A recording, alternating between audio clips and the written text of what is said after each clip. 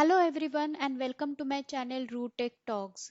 This is the second tutorial of Groovy language and we will learn the first program of Groovy language and we will learn some basics about it.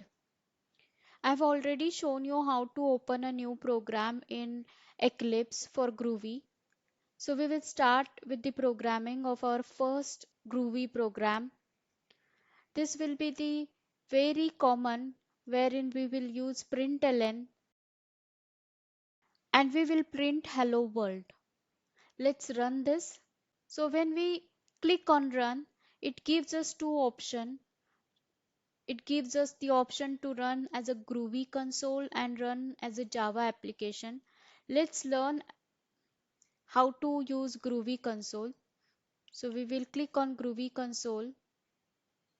And if you see here, the new window is opened as Groovy console and our program is already showing over here.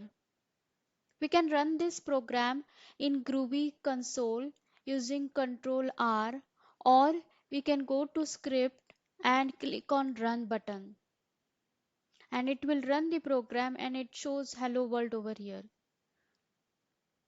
But why we are using Eclipse?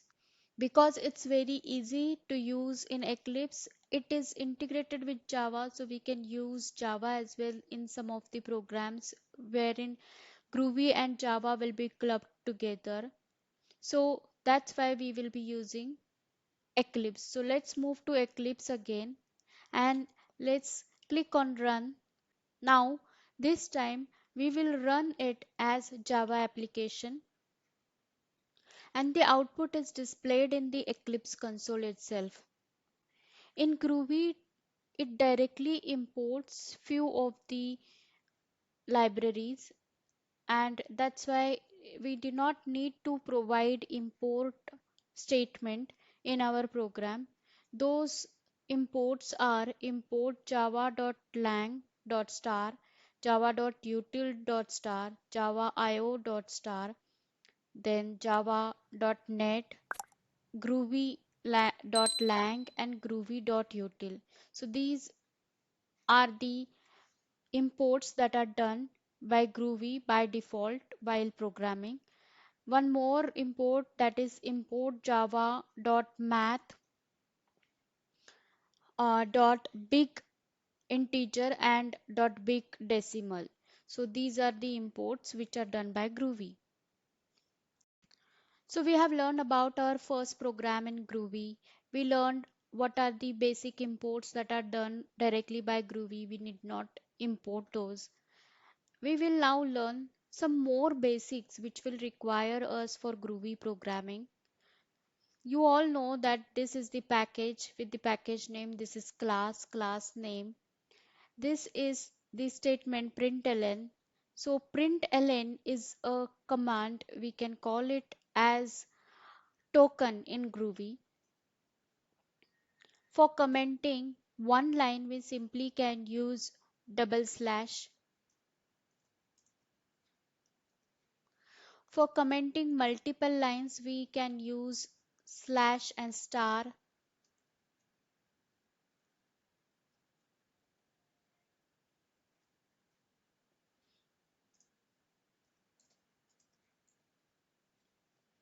So this way you can give two lines of the comments. If you run this, it will not impact and our program is executed. So this way you can comment in between your programming in Groovy. Println is called as command or token. There are tokens in Groovy language. So if we call token, it can be a keyword or a string line or an identifier or constant. So in our case, we have used println and we have printed hello world. So this string is one token and this println, that is keyword, is one token. So there are two tokens which we have used in Groovy. Let's learn about identifiers in Groovy. Identifiers can be a variable or a function. Identifier can be defined by using def keyword. So we will say def, say employee code, or def employee name,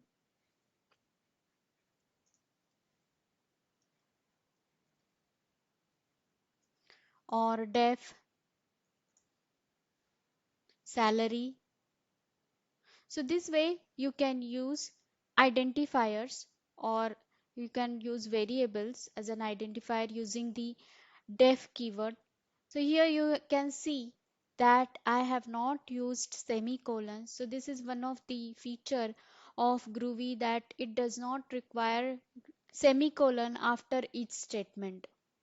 Let's try to execute our program in Groovy without the semicolons, and we will execute this,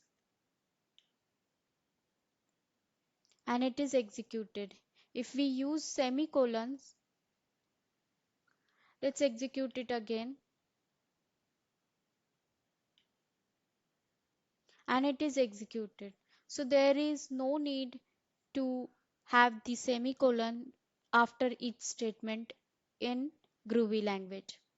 Second thing, while defining a variable, we will start it with an alphabet, or an underscore, or a special character.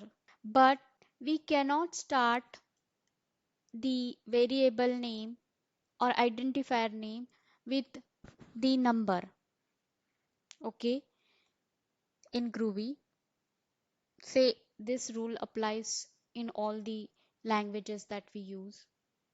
So we learned some basics about Groovy language in this tutorial, that it has some built-in import statements that it by default imports. Then we can comment one line by giving two slash, and we can comment multiple lines by using slash and star. In Groovy, println and hello world are the two tokens. One is println, which is a keyword, and the string hello world. Then to define a variables in Groovy, we use the def keyword, and we can define any variable using this def. Semicolons are not mandatory in Groovy, and variable will start with an alphabet or underscore or any special character, but not with a number. And these variables are called as identifiers in Groovy. Stay tuned and keep learning.